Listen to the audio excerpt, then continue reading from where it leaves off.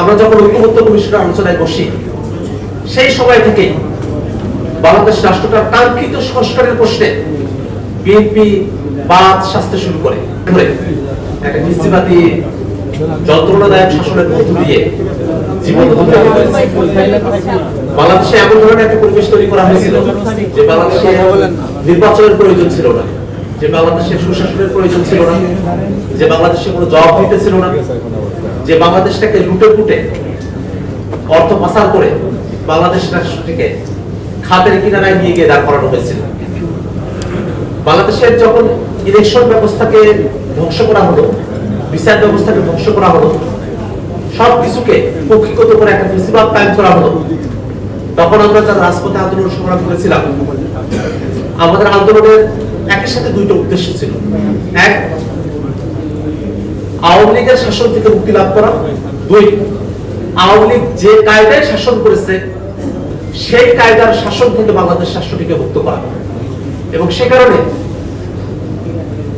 24 অভ্যুত্থানের আগেও বাংলাদেশে যারা বিরোধী দলীয় রাজনীতি করেছেন তারা সকলে রাষ্ট্র সংস্কারের আলাপ সম্মত হয়েছিলেন। সেই আলাপটা তখন বিএনপিও করেছিল, বর্তমান সরকারি দল।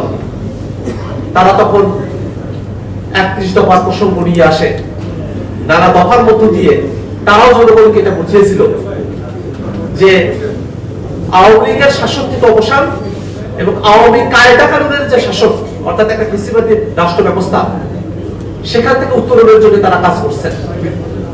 আমরা সকলে মিলে 24 অভ্যুত্থানে আমরা সামিল হলাম। আমাদের কত ভাই জীবন দিলেন, কত মানুষ রক্ত ঝরালো, যার মধ্য দিয়ে একটা নতুন বাংলাদেশের স্বপ্ন আমরা দেখেছিলাম। কিন্তু দুর্ভাগ্যের বিষয়, আমরা যখন ঐক্যমত্য কমিশনের আলোচনায় বসি সেই সময় থেকেই বাংলাদেশ রাষ্ট্রটার কাঙ্ক্ষিত সংস্কারের প্রশ্নে বিএনপি বাদ সাজতে শুরু করে। এবং সে সময় থেকেই তারা আসলে সংস্কার বিপরীতে একটা অবস্থান গ্রহণ করতে শুরু করে। তারা মুখে বলছে সংস্কার, কিন্তু তাদের কাজে করবে সংস্কারের পক্ষে তাদের অবস্থান ছিল না। তারা গণভোটে হ্যাঁ পক্ষে অবস্থান নিয়েছে, কিন্তু সত্যিকার অর্থে তারা মন থেকে গণভোটের পক্ষে ছিল না। আমরা দেখলাম সংসদের বক্তৃতায় তারা বলছেন যে গণভোটের 4টা প্রশ্নের 3.5টা তারা মানেন, আধাটা তারা মানেন না। আমরা তাদেরকে বলতে চাই, 4টা প্রশ্নের 3.5টা আপনারা মানেন, আধাটা মানেন না, কিন্তু বাংলাদেশের 70% জনগণ ওই 4টা পক্ষ প্রশ্নকে মেনে গণভোটকে জয়ী করেছে। অতএব জনগণের যে রায়, তার বাইরে এসে আপনি আধাটা মানবেন না, সেটা হওয়ার কোনো সুযোগ নেই। কিন্তু কোন আধাটা আপনারা মানবেন না, যার মধ্য দিয়ে বাংলাদেশ রাষ্ট্রের কাঙ্ক্ষিত সংস্কার হবে, সেই আধাটা আপনারা মানবেন না। ভোটের পিয়ার যে উচ্চকক্ষ হবে, সেটা আপনারা মানবেন না। জুডিশিয়ারি সেখানে স্বাধীনভাবে কার্যক্রমগুলো পরিচালিত হবে, বিচারপতি যারা নিয়োগ হবে একটা ফেয়ার সিস্টেমের মধ্য দিয়ে বিচারপতি নিয়োগ হবে, সেটা আপনারা মানবেন না। তত্ত্বাবধায়ক সরকারের নতুন একটা ফর্মুলা, যেখানে সরকারি দল বিরোধী দল সকলের একটা অংশগ্রহণ থাকবে সেই নিয়োগের সময়টাতে, সেটা আপনারা মানবেন না। সরকারি কর্ম কমিশন পিএসসিতে নিয়োগ হবে একটা সুষ্ঠু প্রক্রিয়ার মধ্য দিয়ে, দুদকে নিয়োগ হবে সুষ্ঠু প্রক্রিয়ার মধ্য দিয়ে, সেগুলো আপনারা মানবেন না।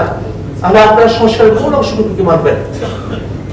অতএব আমরা সরকারের কাছে বারংবার আহ্বান জানাবো, বাংলাদেশের মানুষেরা আর রক্তপাত দেখতে চায় না।